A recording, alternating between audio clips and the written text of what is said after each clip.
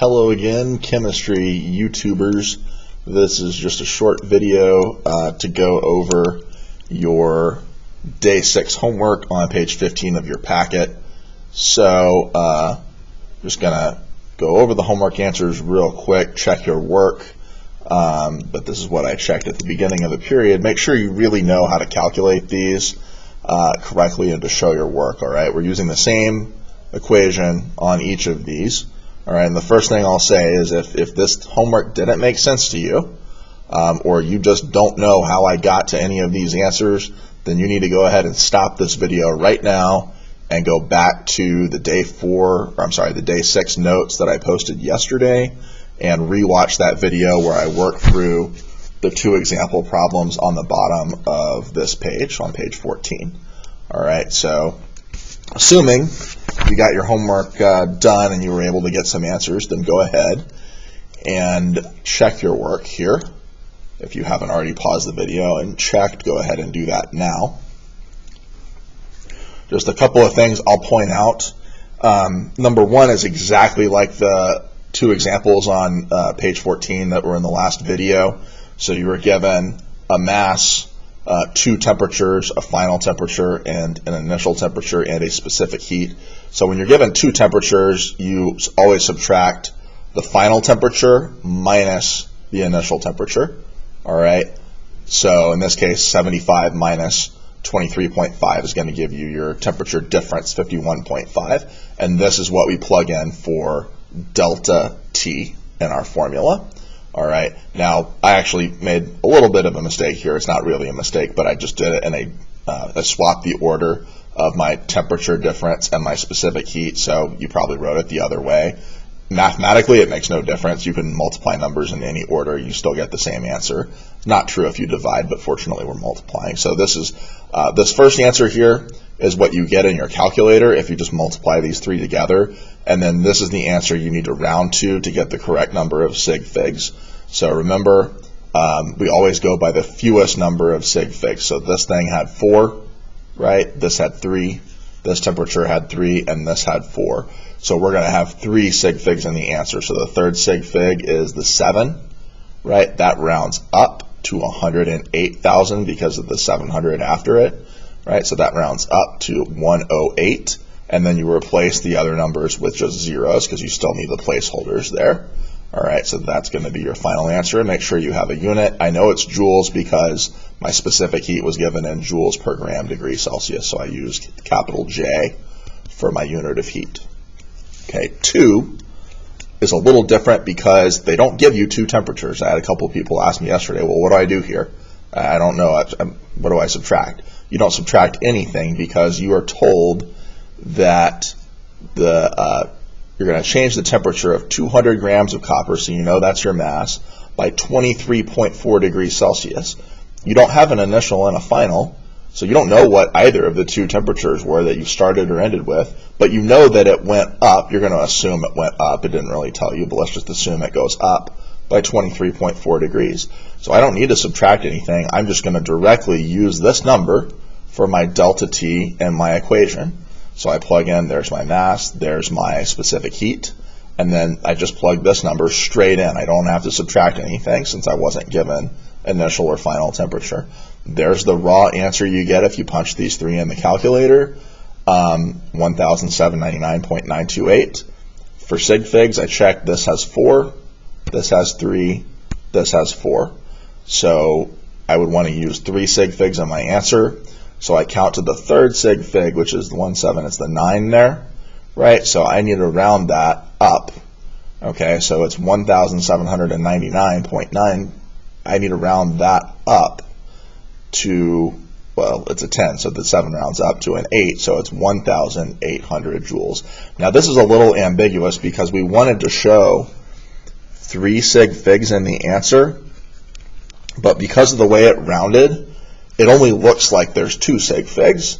So occasionally you can get an ambiguous answer like this where when you round it to the third sig fig, it looks like there's only 2 sig figs, right? And so the way there's a convention that we use to show sometimes that a 0 is significant even if the rules say it's not, and that's just to put a little line above it.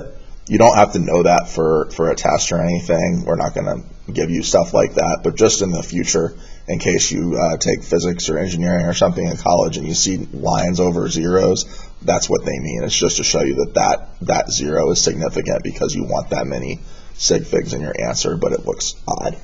Okay. So the other ones, I'm just going to scroll down here so that you can check your remaining answers.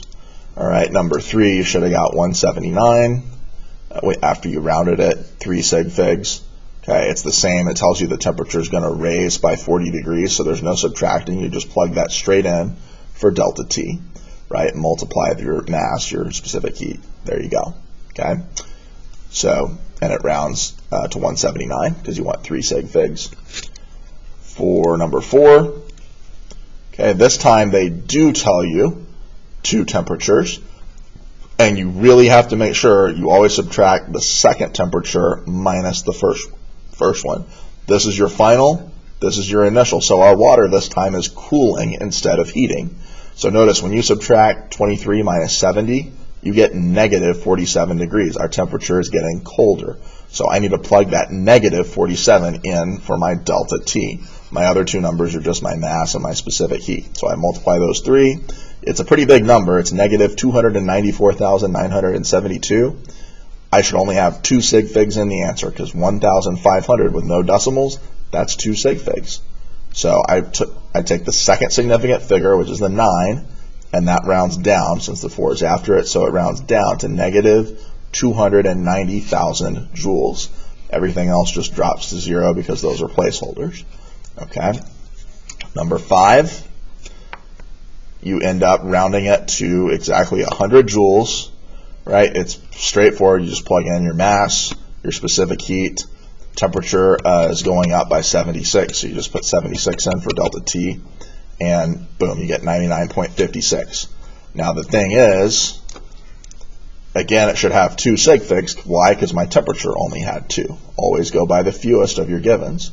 So what that means is I look at that second 9, that's going to round up, so that makes this number round up to 100. Well, again, that looks like there's only 1 sig fig if you just write it like this. And so to show that your answer has 2 sig figs, just like the one we did up there on like number 2, you put the little line above the significant 0. So this 0 is significant, this one's not, if you're looking at a number like this. And again, that's not a big deal, but just for those of you that want to get everything perfectly accurate, that's how you would show 2 sig figs for that answer. And then number 6 is another one where you have to calculate the temperature difference, T2 minus T1. Okay, it's negative. Oh, this one, the wording was wrong. It said raise. It should say lower because it's going from 45 to 22. So that's just a verbal, a verbiage thing that you can fix. But you still, if you just do it based on the numbers, you get a negative answer. Okay, so you plug in your mass, specific heat, and then your temperature change is negative 23. And you put all that in your calculator, you get this, round it to 3 sig figs this time, because we have 3 in all of our givens, so it's negative 73.8 joules. Okay, so hopefully you're getting a grasp on this. If you're not, then you need to go back again and watch my video from the previous day, the day 6 notes, because this is really important to know for the test that you're going to take next Tuesday. All right, and again, make sure you're always showing all of your work and your steps. That makes it a lot easier if you come and ask me to help you and you've at least shown some steps but you're not getting to the right answer, then I can see where you made the mistakes. But if you come to me with a blank page and you're like, I don't know how to do this, I'm going to send you back and say watch the video that I already did because I already taught you this. I'm not going to do anything different up here at my desk than what's in the video, so just got to watch it and learn. For today, all you're going to do, just a day for extra practice, okay? So day 7, I'm really not going to record a video for this, but just kind of talk you through. For the first 5, you're just saying how many sig figs there are. It's just a review. Count the number of sig figs and then write down the answer. For 6 through 10, it's the same numbers, right? But this time you're rounding, practicing rounding. So you're rounding each of these things to the second significant figure, right? And then we get to extra practice for specific heat calculations. So same equation as the homework that we just went over. All right. I don't know why they flipped the delta T and the specific heat, okay, because that's different. But there's no, you can just do it the same old way. You can do Q equals MC delta T like you did on the homework yesterday, okay? And you're going to refer to this up here. This chart, okay, it has a list of 5 substances, and it gives their specific heat both for joules per gram and calories per gram, right? So you need to pick the right one that answers the question. So like 11's asking you for the heat in calories for your heating substance from one to the other. So notice it gives you the specific heat in calories. So 11, you don't need this chart because it just directly gives you the specific heat value. But like for number 12, it asks you to calculate the calories to raise the temperature of mercury, right? So when I'm looking up the specific heat for this one, okay, it's not in the given, it's not in the question, but it's on the chart. Find mercury, right? And then which one would I use, 0.140 or 0.033? Well, I need to look up here. I was asked to calculate heat in calories, so I had better use this number here for the specific heat on number 12. It's 0.033 calories per gram, right? So just make sure you're paying attention to the unit that's asked for. Some of them ask for calories, some of them for joules. All right, and then last question, you're just going to answer the questions that pertain to the heating graph. So you can refer to your notes back to the day that we covered the heating graph stuff. I think that was like day 2 notes or day 3 notes, but you can go back in the playlist and find that, and you'll be done. Bob's your uncle. Okay, if you finish this quickly in class today, that's great. Come and show me. I'm going to count this completion as a daily grade in class. Okay, so it's not homework. It's a daily grade. You need to show me today in class how you're doing on this. And then, of course, the reminder, since the test is next Tuesday, the review is due on Monday.